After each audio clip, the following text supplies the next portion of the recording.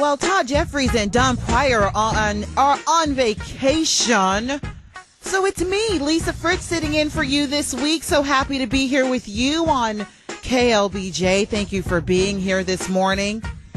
Right away, I'm starting off with what I just think is the craziest thing I have ever seen. You can see this on the USA Today, but the article I'm referencing is from The Guardian, where there's this man being charged with a felony. 5 years in prison for busting his woman on the down low. This is good down low music. Busted. This is really serious. They're charging him with a hacking statute for reading her emails and discovering she had an affair. There's a lot of different components to this story because the thing is, first of all, I don't believe in privacy when you're married. I don't believe in privacy when you're married. That's not what marriage is. Oh, I have my email, it's separate. I have all these secrets. But then I also think it's because it's a man.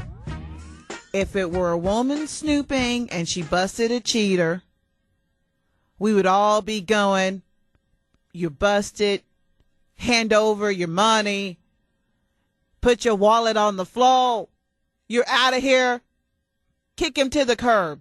But when it's a man, she says, look, that was private. It's a Gmail account. It's secret. You got my son taken from me, and now you have to go to jail. He could get 5 years in prison for this.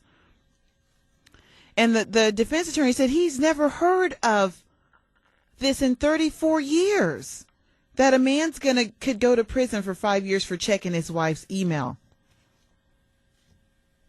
I just think, where have we come to?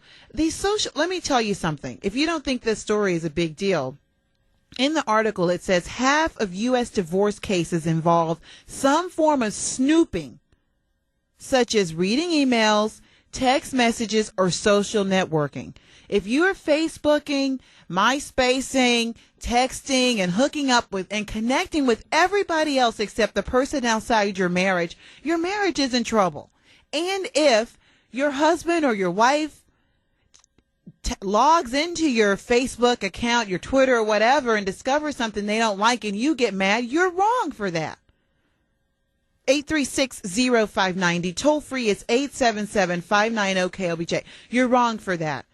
This woman is the one, and he found an email from her ex-husband who used to beat her up. And then he told their stepson's father, look, she's fooling around with this abuser again. And he petitioned for custody of the son. I guarantee you that the husband who beat her up, black-eyed her, probably never even sat one day in prison for that. Just really burns me up about the state of marriage. And, why even get married if you still want to have a separate life and there's all these corners that your husband or your wife can't go into? There's just, when you're married, your whole life is an open book. There's no privacy. And I was surprised to find out, too, at the end of the story that 17% of people said that it should be illegal to read a spouse's email. 17%. Only 83% of people said no. Then if you think it should be illegal for your husband or your wife to read your email, then you're not married. You're just playing house. All right, Lisa Fritsch here, 836-0590, toll free. 877-590-KLBJ. I really did. I'm not kidding about this. I wanted to have an Obama-free day, but I just really couldn't help noticing today, and it triggered something in me that goes deeper than this picture. But every time I turn around, and maybe you've noticed this too, there's always pictures of he and Michelle Obama eating all these forbidden things that we are not supposed to have. Have you noticed that? The picture of him on Drudge today is him having a Hawaiian shaved ice. A large one, too. Not a flat top. It's a big one. A big Hawaiian rainbow shaved ice. I don't know. There's always pictures of him at ice cream, Five Guys, 5-star restaurants. But dig deeper into this gastronomically, and you're going to see where I'm going with this. Not only is it the sheer hypocrisy with the health crusade they're on, okay, but the fact that there's this ambivalence with them towards decadence in an age where other people are, penny pinching, watching their wallets.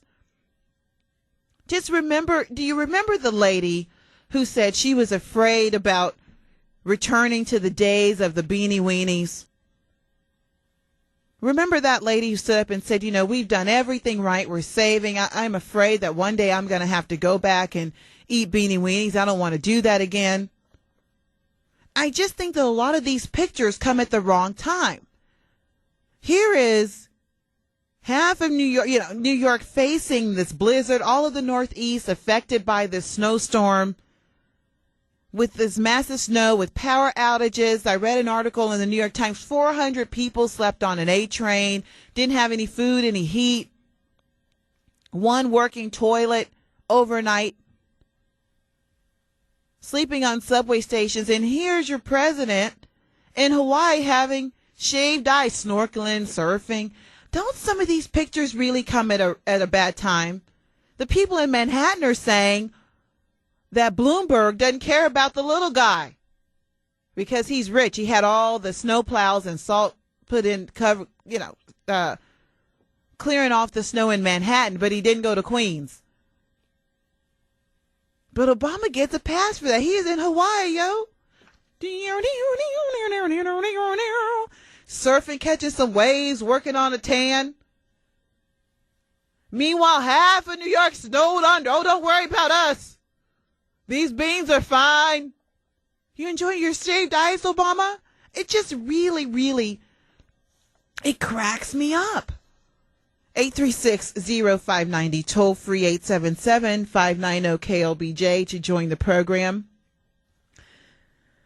The hypocrisy in this administration, I still have not seen. I brought up yesterday, they put the death panels back in the health care bill. I still haven't seen a story take off from that.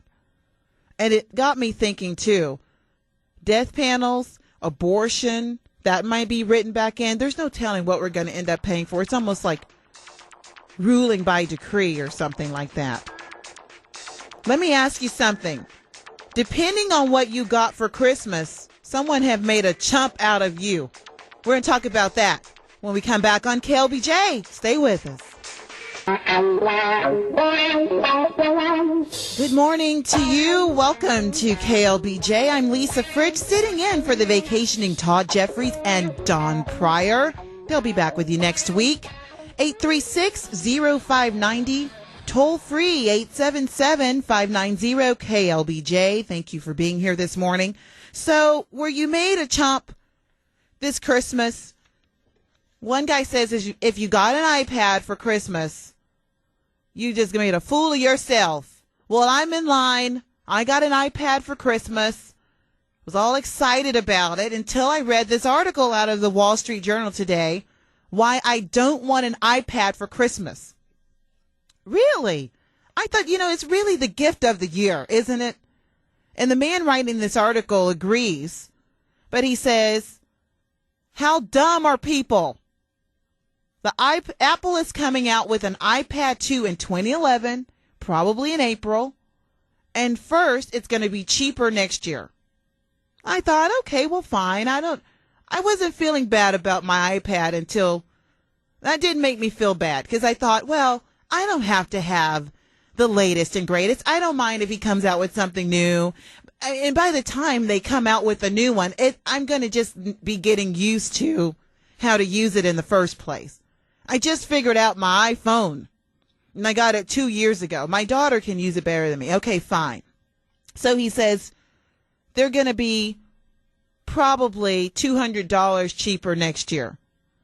Second, it's going to be better next year. Third, Apple is already rich. You're just contributing to their profit margins. That's kind of a bah humbug reason, don't you think?